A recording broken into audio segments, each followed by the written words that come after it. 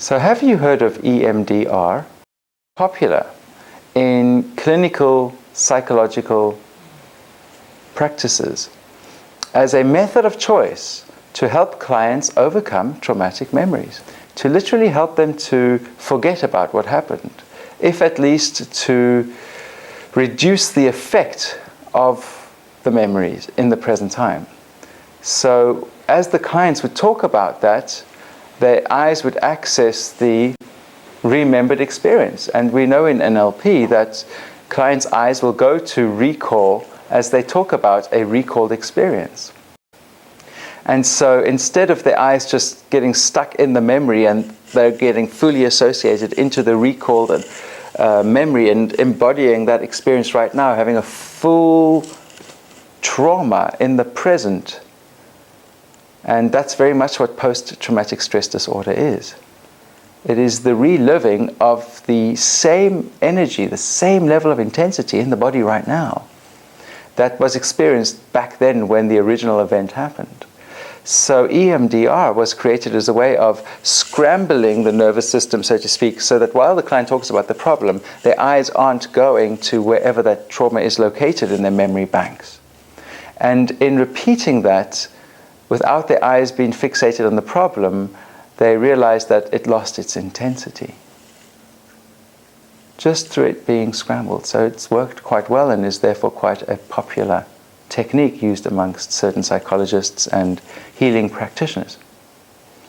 Now in NLP we do something that is a little bit different and, as you will discover, most probably a little bit more effective. Because instead of just scrambling the nervous system, what we do is we in fact elicit what the client wants instead. And we calibrate to where their eyes go in terms of the outcome.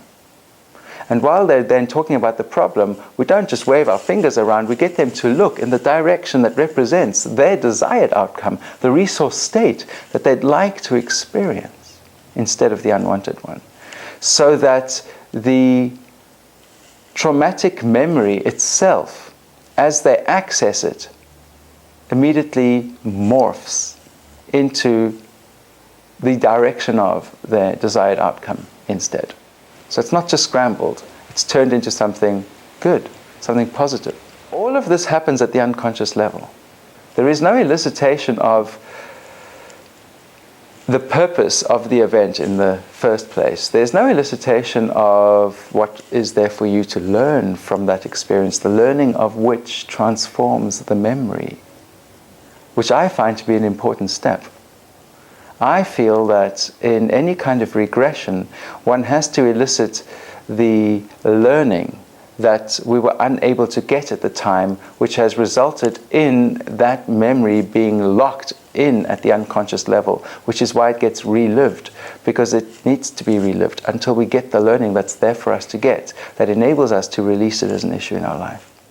So neither EMDR nor access alignment, the NLP approach, elicit that learning and integrate that learning in a way that I find to be quite necessary.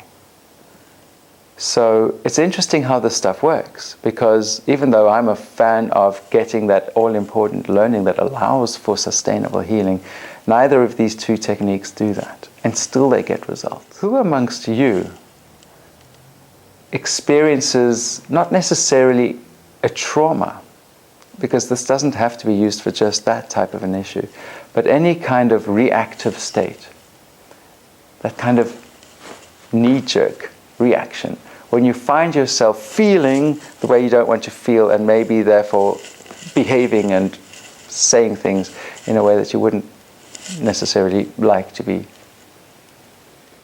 Somebody who has a reactive tendency in a particular context of life, where something triggers you into an unwanted state, and there comes that powerful, intense emotion, and it results in you thinking and feeling and maybe doing things you'd prefer not to think, feel, or do.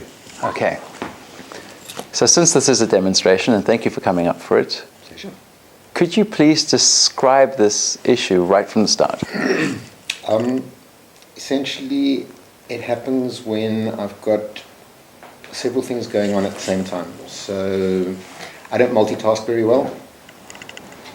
I like things to happen sequentially so that I can deal with them one at a time. And as life generally does, there will be times when somebody's phoned me about this and I've got to deal with the next thing, and I'm maybe running late for an appointment, or I'm trying to get something done in a hurry and somebody's waiting for it.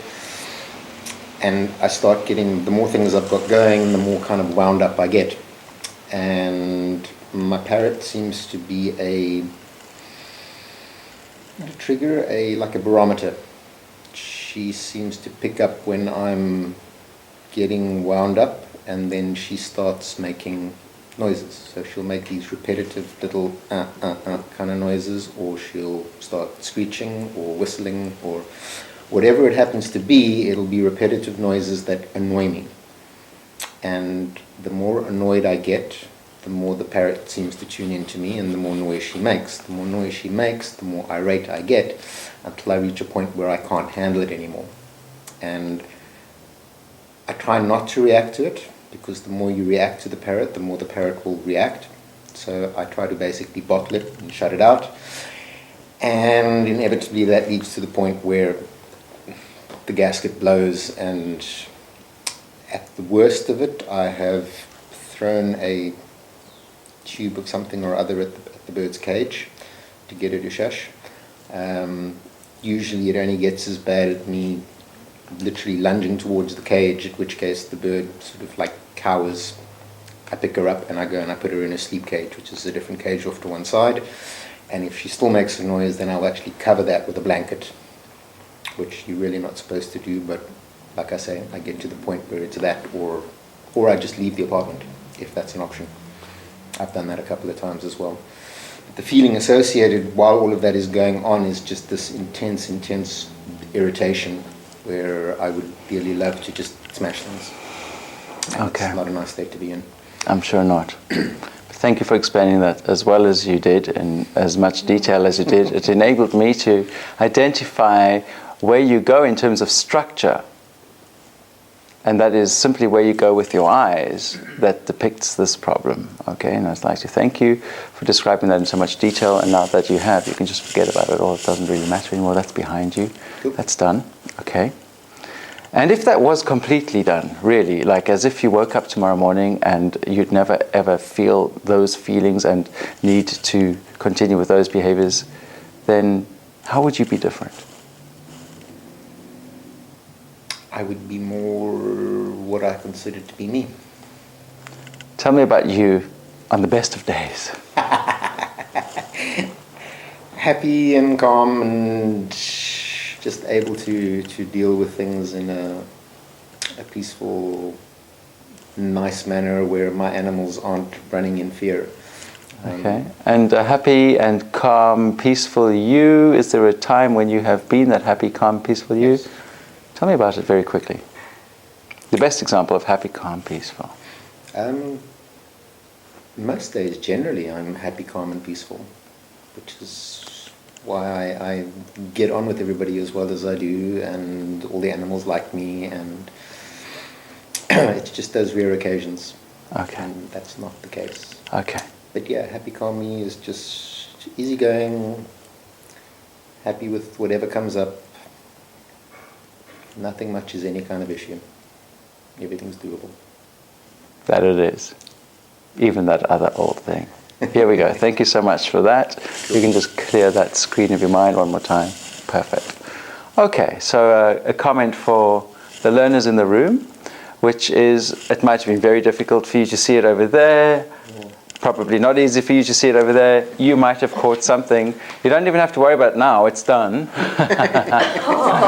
So what I picked up very clearly is that when Jacques spoke about the issue, he was very often going up to his right and down to his right. Especially in the beginning, and after that he'd called it into the foreground of his awareness, and then his eyes weren't going there as much anymore. But right in the beginning, as he spoke about the emotional state associated with the problem, his eyes were going very much up to his right and down. I'm not even going to call out what that means, okay? Visual recall, visual auditory recall, it doesn't really matter. his eyes went to that direction and that direction. Okay? Then, when he started to talk about the outcome, his eyes went in exactly the opposite direction. He called that representation from the background of his awareness, pulled it into the foreground, and then his eyes went there less because it was right here, you see. But to go and get it, when he started to speak about his outcome, his eyes went up to his left. Okay. And then at one point they did do something else on that left-hand side, and then he pretty much kept eye contact with me after that, only because, hey, that's what we do in our Western culture. We keep eye contact with people when we talk. So us NLPers have to be really good at calibrating to that type of stuff. So now what I'm going to do is I'm going to ask Jacques to tell me again about the issue, but I'm going to have him look toward where that happy, peaceful state is. Okay? All right, and we're going to repeat that a few times until it becomes ingrained. That's all we're going to do. Is that okay? Good. It's kind of strange. I'm going to hold my finger in front of your eyes and ask you to look at it while you talk about that old thing. Is that okay? Are you ready? Here we go. So now, once again, please tell me about the effect of that issue while you're looking here. And talk away. The effect being how I feel about it. That's correct. Just really wound up and angry and frustrated, I suppose.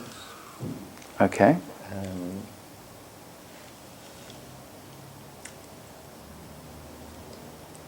And overwhelmed would be another word to describe it. Okay. Not that I can feel any of that. Well done. Okay, very good. Interesting experience. Okay, I don't want to strain your neck or anything, so you don't have to turn your head. It's just to look in that direction. That's generally. Otherwise, my left eye doesn't register. I only really see with the right. So I'm forcing you a bit too much. Okay, I won't put the finger too far over that side, but you can just keep your neck as comfortable as possible. One more time. Mm-hmm. All right. So while you're talking about that old thing. The old feeling of... That's correct, and whatever the effect. Losing control and not being myself. Is it funny? It is now, yeah. Do you usually laugh when you talk about this stuff? No, not usually at all. Okay. It's a lot like when you do that stuff where you do something with your hands so that your fingers go numb. Right. You touch the other hand and it feels like it's somebody else's hand. It's kind of a lot like that. This type of... Yes. That's your experience. Amazing. That's two states mixing. Interesting. That's the whole idea. Okay. That's what we want to hear at this stage. Just one more time.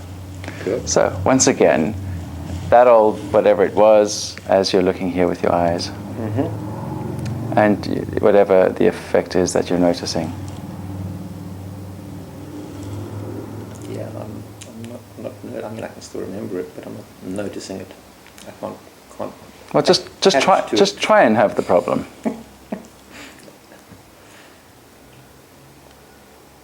Without being in the situation, I don't think I can even actually know. Okay, well done. To clear that screen, well done. Excellent. Now, there's just one final thing. I'm going to ask you once again just to go ahead and tell me about that effect. Are you ready? Mm-hmm. Go. Which effect? That's right.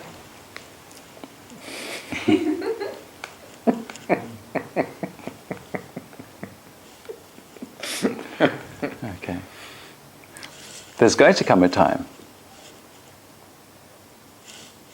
Tonight, maybe? Tomorrow? You're going to be in the room with your parrot again? Now, it isn't your parrot that I've had a conversation with here and brought about change. I didn't, get the privilege to squish your parrot into a new way of being, because it's you that I've been talking to. Mm-hmm. So in light of that, as you consider being with your parrot again, the next time your parrot's doing what it might well do again, how do you expect to experience that differently? I think it's going to be great because I'm going to put her on my left hand and hold her over here.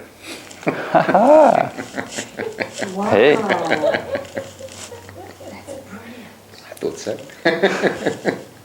I'm really keen to try this out. See, now that's brilliant. What they come out with, it's amazing. Clients are the best. I can actually believe that now, that worked. Wow, that's cool. It is. I'm so looking forward to trying this. You're looking forward to it? Oh, yes. I can't wait for your parrot to carry on the way it used to so that you can see how this works. I'll get Robin to wind her up before I get home. Oh no, that's going the extra mile. Make sure she's in a real wound up state. Excellent. It's going to be fun though. I'm so shocked. No, I am shocked because I was expecting him to just say, yeah, no, it's going to be awesome. It's going to be fun. But then there's no like the fact that you came up with, I don't know how much parody we have. Oh.